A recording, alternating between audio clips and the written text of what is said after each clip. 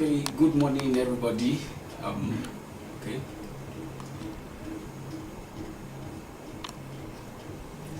Good morning, everyone. My name is Bayonle Fesobi, Franklin, and I'm the National Director for African Students for Liberty. It is my pleasure to welcome you to today's event, and I want to appreciate all of our speakers here today. I will be speaking to us on various topics on today's summit. I want to appreciate Victoria Ibiwoye, Winifred Selby, who will also be our speakers today on this event. And thank you to Ambassador 2 for inviting me for this program. This morning I'll be sharing with you on the topic building a culture of ethno-religious tolerance in our schools. And I want to expose you to the fact that human civilization over time has created a lot of settlements of group of people that are living together. We are very familiar with the last 3,500 years, and it is interesting to note that calculations based on the surviving written historical records reveal that out of these 3,500 years, only 250 were peaceful. Wow, this is alarming. In other words, history of civilization has revealed that it's the history of consistent warfare. It has not been relatively peaceful all over the world, even within our mixed ourselves. School, like we all know, is the institution that is responsible for student acquisition of knowledge, and it is a place where we can develop our attitude. Schools should not only transmit education and information, but should also promote justice, equality, and help students to challenge many of the types of prejudices and discrimination that present themselves in the modern world. Now let me ask you this question. Does your school fulfill this purpose? In case it does, you can help to bring more change and improve the attitude towards others, alone or with others. But if it does not, well, you can begin your own contributions. And that is why this message is for you. I welcome you again to this session, and I will be explaining to you how we can actually build a culture of tolerance in our schools. Let's describe tolerance. Tolerance, according to the 28th session of the General Conference of UNESCO held from October 25 to November 16, 1995, where the Declaration of Principles of Tolerance was given, it was discussed and approved by member states that tolerance is the respect, the acceptance and appreciation of rich diversity of our world's cultures, forms of expressions and ways of being human. Tolerance is fostered by knowledge, openness, communication, and freedom of thought. Harmony in difference. Without tolerance, peace is impossible. That means tolerance is what enhances peace. So when you are tolerant, you can accept others the way they are, you are able to relate with them, then it is very easy to coexist peacefully among ourselves. Tolerance is also said that when you are not imposing or enforcing your own opinion on others, you accept that you have your right to express yourself, and you also give others the same right, and you allow them to express this right themselves. This is said to be tolerant. That means you are tolerant. If you allow that person to speak, you accept that they are different from you. Does not make them your enemy.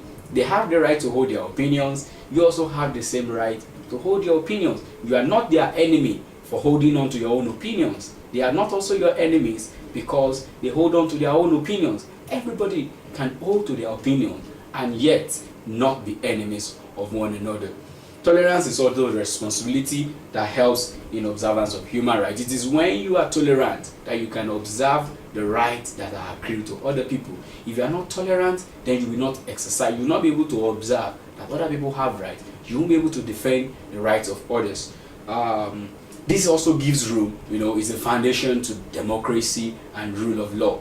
If you are accepting others the way they are, then you allow them to make input in what concerns everybody, and that is popular participation. You allow the rule of law to take place. You allow the others to also air their own opinions. Tolerance also means that every human is free to have and is free to insist on their own convictions. Once you are convinced about the matter subject matter, you are free to hold your convictions on them. When you are doing this, you also extend this to others. Then it is said that you are tolerant. Now we have indications to tolerance. There are certain things that we see that makes us to agree that fine, this person is tolerant, the other person is not tolerant. And these are indicators. There are very many. I'll give you just few of them. One is your language. How do you address others? How do you react to their own speech? How do you communicate your opinions to others? Now, this is a way to indicate that you are tolerant. The other way around, if you are not tolerant, your language will also tell us. Okay? So, part of these languages of intolerance is we also have teasing, scapegoating. When you pick a person because of his own color, because of the tribe, because of the religion the person practices, and you make that person a scapegoat of that group, that makes you intolerant. Also, we have blaming others for the general problem. It's also an act of intolerance. We also have discrimination, when you exclude people from enjoying what they ought to enjoy ordinarily, what belongs to them. It is being intolerant of you. Harassment, forcefully accusing others of what they have not done. Then bullying, expulsion, we forcefully ensuring that people do not have access to their own right. We also have repression, a forceful prevention to enjoy free social amenities. Intolerance can be between two students, that is one student versus, that is interpersonal intolerance. It can also be between one person and a social group. For instance, a member of a class and the whole class. It happens every day in our classrooms. A student wants this, everybody else is against him or her. That is being intolerant, and that is called it's called a group intolerance. Then we have the one person or two groups of people, two social groups, a group versus the other group. For instance, class A versus class B. That kind of indifference between the two groups is being intolerant. That is inter-groups. Then we now have inter-country. It goes wide and wide and on and on like that.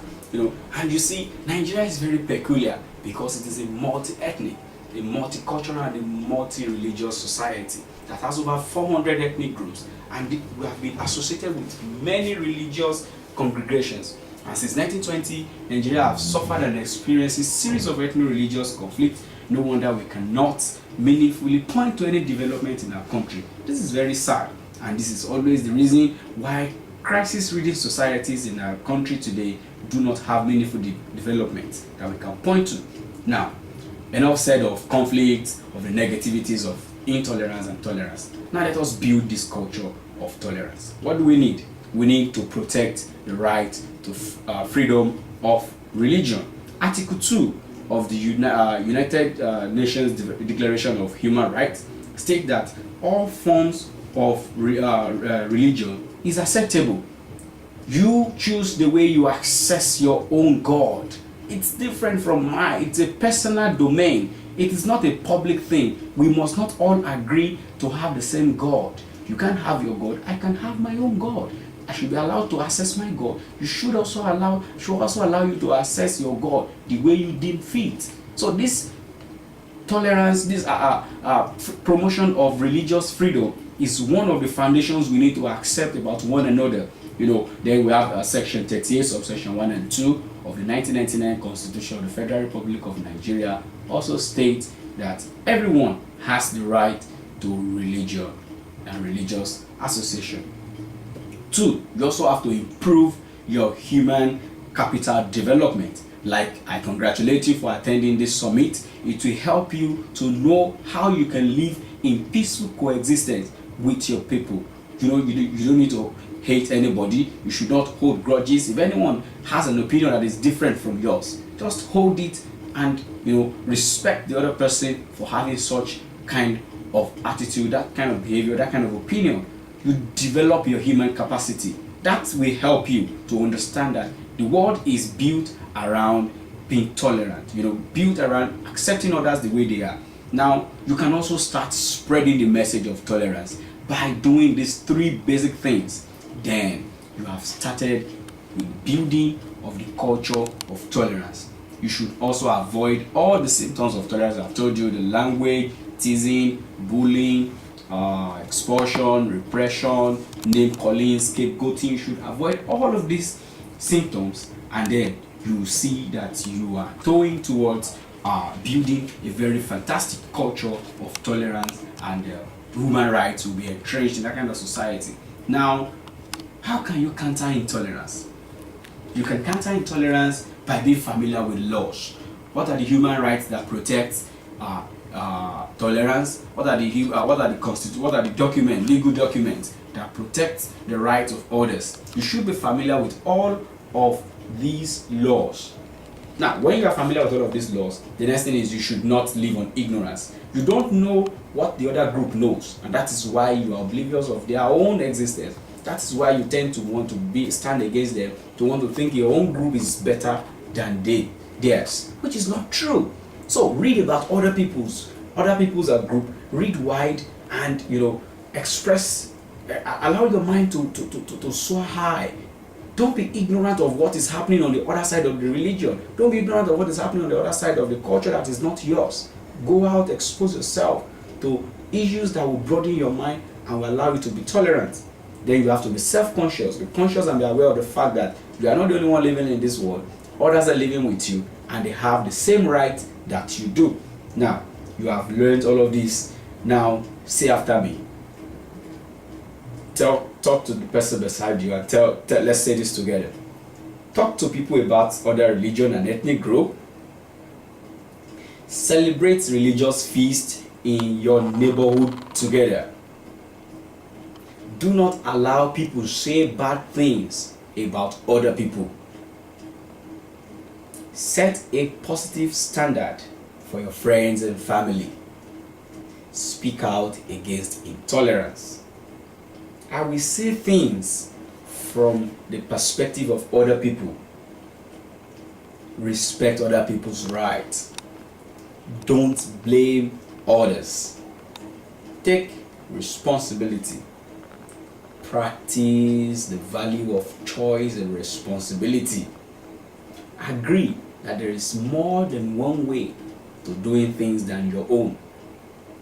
We can learn and develop by listening to others.